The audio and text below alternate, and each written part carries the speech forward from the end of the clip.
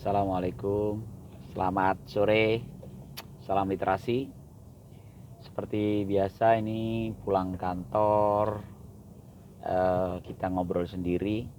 Semangatnya puisi itu nutrisi, tapi tidak untuk membaca puisi. Tapi sore hari ini saya ingin ngebahas puisi saya yang saya tuliskan tadi pagi. Sebenarnya bukan kebiasaan ya, katanya bukan hal yang baik untuk seorang penulis puisi menceritakan bagaimana dia menulis satu puisi, katanya gitu. Karena biarkanlah pembaca menginterpretasikan sendiri tanpa tahu bagaimana cerita saat penulis itu menuliskan puisi itu, katanya begitu ya. Tapi nggak apa-apa lah, karena semangatnya kan puisi itu nutrisi. Sebenarnya itu agar puisi itu ada di sehari-hari gitu, semangatnya itu sebenarnya. Kalau ditanya mengapa latar belakang puisi nutrisi itu cukup banyak. Yang pertama mungkin ini beberapa forum sudah saya sampaikan.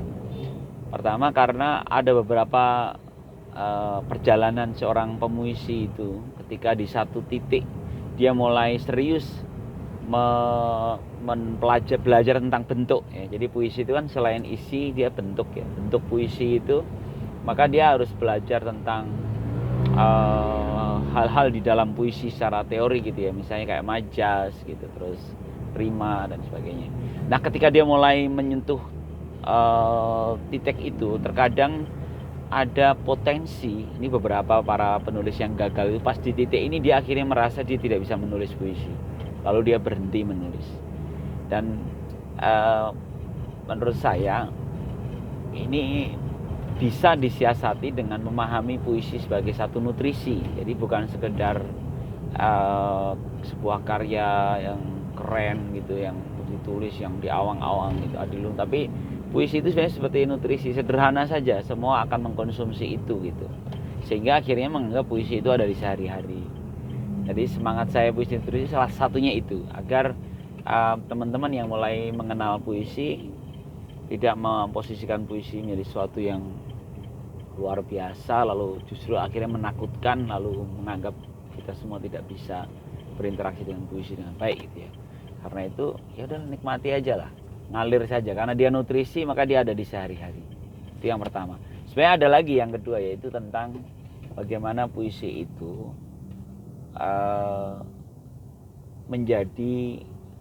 tidak menjadi penyakit gitu, tidak menjadi penyakit. Kalau ini sebenarnya belum pernah saya singgung sih, sebenarnya ada dalam pikiran saya udah lama, tapi saya belum pernah berani mengungkapkan. Nggak apa-apa lah, mungkin sore ini ya, sebelum saya akan cerita puisi yang saya tulis tadi pagi, saya akan cerita sisi lain mengapa puisi itu nutrisi.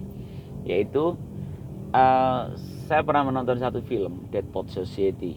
Dead Poets Society itu filmnya Robin Williams ya, film lama. Boleh kalau mau dicari-cari di Google, Dead Poets Society. Jadi puisi kematian, komunitas puisi kematian, yang ada seorang guru yang sangat unik gitu. Gurunya mengajar dengan cara yang asik, murid-muridnya seneng gitu. Dia mengajar sastra, lalu ya sayangnya itu ada komunitas itu dia belajar membebaskan pikirannya gitu-gitu ya. Tapi akhirnya ada satu anak yang dipaksa menjadi dia tidak punya cita-cita pribadi, karena cita-citanya itu ditetapkan oleh orang tuanya yang orang terpandang gitu ya. Terus akhirnya dia tertekan, tapi dia mencoba berontak lewat puisinya di dalam komunitas itu, dan ternyata benturan dengan keluarga malah semakin keras. Di kisah itu akhirnya tragis lah gitu ya. Nah, di film itu film lama, dan saya menontonnya sudah beberapa kali, dan terus terang saya nggak bosan itu, masih seneng ya, karena seru lah gitu. Menurut saya yang menyukai puisi. Tapi digambarkan bagaimana puisi ternyata bisa berimbas negatif untuk seorang gitu. Itu termasuk yang menghantui saya ya. Karena selain itu juga banyak kan kejadian-kejadian yang orang setelah mengenal puisi justru dia menjadi asosial. Dia sibuk dengan dirinya, sibuk dengan pikirannya. Orang yang setelah mengenal puisi dengan baik, dia justru menjadi aneh di mata lingkungannya. Atau mungkin dia menjadi rada-rada apa ya, ada hal-hal yang negatif di belakang puisi gitu. Jadi setelah dia mengenal puisi justru malah negatif.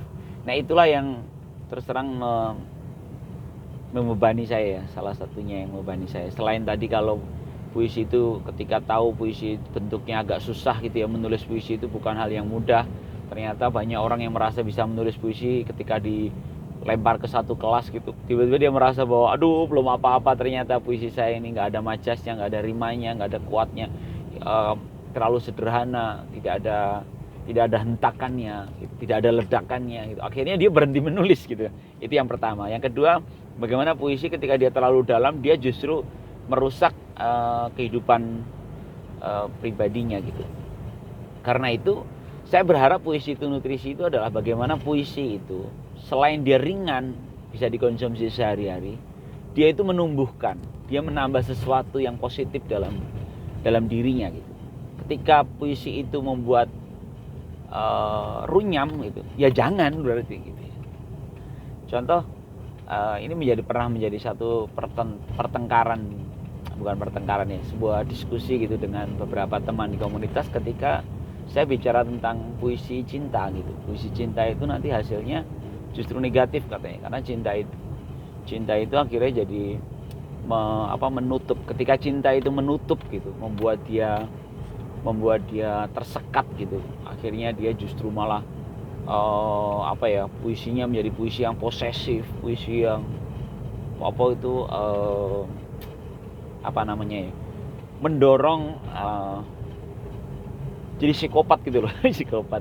Jadi dia terlalu berlebihan atas kekasih yang dia inginkan, karena dia menghiperbolakan puisi-puisinya. Itu kan berbahaya, karena dalam kehidupan nanti jangan-jangan dia tertolak dan dia sakit hati, terluka karena dia membakar hasratnya sendiri dengan puisi, dan ketika kenyataannya enggak, dia hancur. Nah itu dulu pernah jadi diskusi, karena saya dulu di pihak seharusnya enggak dong, seharusnya cinta itu membuat dia lebih lebar gitu. Jadi puisi itu mestinya mengingatkan bahwa cinta itu tidak menyempit, cinta itu meluas gitu. Cinta yang menyempit itu lahirnya cemburu, lahirnya posesif, lahirnya ya macam-macam kan, ketika dia menyempit. Tapi kalau dia melebar, dia justru jadi kemana-mana gitu. Jadi isinya jadi empati, jadi perhatian. Bahkan kalau kata salah seorang teman tuh, yang bahkan ekspresi kerinduan terbaik adalah doa. Coba bayangkan, ketika dengan puisi akhirnya melahirkan doa-doa kepada saudaranya, kepada sahabatnya, kepada kekasihnya, kan itu jadi sesuatu yang positif gitu kan. Gitu maunya. Nah, ini kayak agak-agak naif gitu ya, tapi saya merasa sih ini jalan puisi yang lebih tepat, jalan puisi yang lebih tepat. Karena itu tadi pagi ini sebenarnya rutinitas pagi saya itu setelah asisten rumah tangga pulang pergi, dia nanya nyetrika, jadi saya sebelum berangkat itu masukkan cucian di mesin cuci dan mengisi air gitu kan.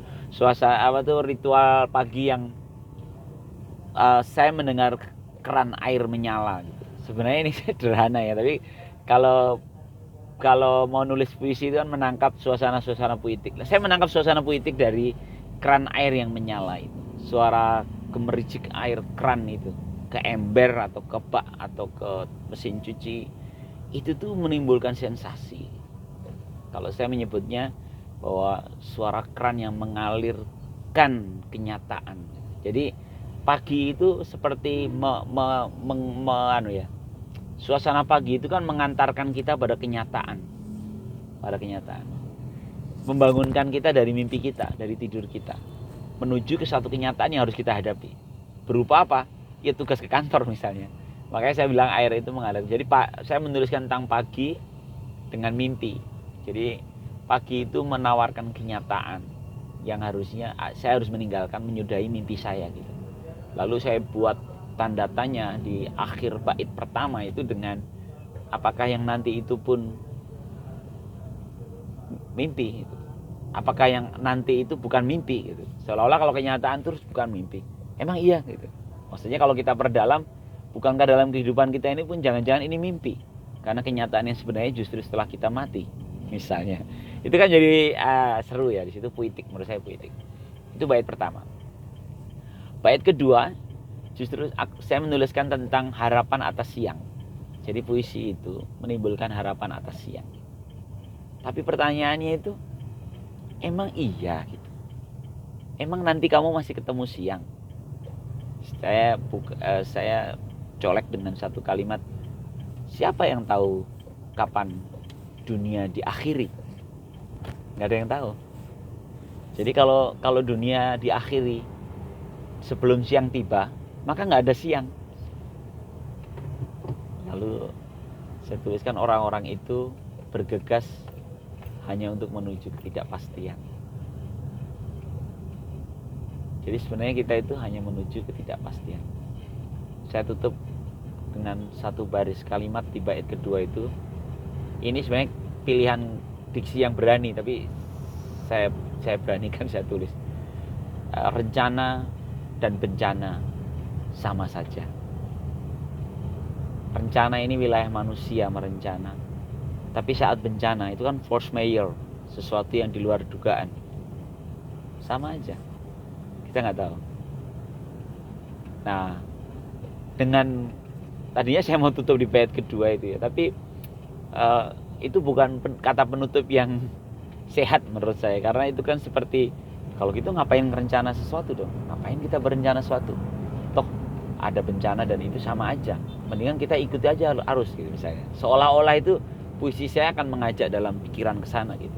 Karena itu saya tambahkan bait ketiga, dan itu memang pola dalam berpuisi saya rata-rata begitu ya. Misalnya bait pertama A, bait B, maka bait ketiga itu seperti meracik semua gitu dalam sebuah silogisme gitu. Di bait ketiga itulah, lalu pagi aku mandikan, pagi aku rapikan, aku mandikan, lalu aku dandani, agar saat siang datang menggantikan, agar siang senang saat datang menggantikan. Jadi pagi itu nanti akan digantikan siang, dan siang itu akan senang kalau pagi ini kita rapiin. Begitu juga senja malam gitu ya. Itu seperti mau menutup terang dengan temaram gitu. Itu sebenarnya kalimat-kalimat puitis saja, tapi saya ingin mengajak bahwa antara pagi, siang, senja, malam itu kan dipergantikan, dan tugas kita ini sebenarnya merapikannya. Kita berikan yang terbaik di pagi kita untuk menyambut siang, kita berikan siang yang terbaik kita untuk menyambut senja, kita berikan senja yang terbaik untuk menyambut malam. Sehingga nanti dipergilirkan itu, saat nanti kita kan nggak tahu di bait kedua bahwa kapan dunia akan diakhiri. Nah saat itu tentu berharap di titik yang terbaik. Gitu sebenarnya maunya ya. Tapi ya itu tadi ya, saya berharap sih puisi itu tetap jadi sebagai nutrisi yang menyehatkan untuk kita semua. Bagaimana kita merasakan waktu dan aliran takdir dengan tepat ya. Mendandani pagi agar dia bertemu siang, dan siang senang saat datang menggantikan. Ya itu puisi saya. Silakan kalau teman-teman ada yang mau baca, ada di feed Instagram saya yang terbaru. Saya modelnya memang tidak ada pengendapan. Mungkin nanti pengendapannya sebelum akhirnya saya terbitkan dalam satu buku cetak, mungkin baru nanti saya renungkan. Kalau sekarang saya tulis langsung posting. Ini agak cara yang ngawur ya, tapi ya begitulah cara kerja saya memelihara anak-anak saya, anak-anak pikiran saya berupa bait-bait puisi itu. Yes. Ya mungkin itu ya. Salam literasi. Assalamualaikum warahmatullahi wabarakatuh.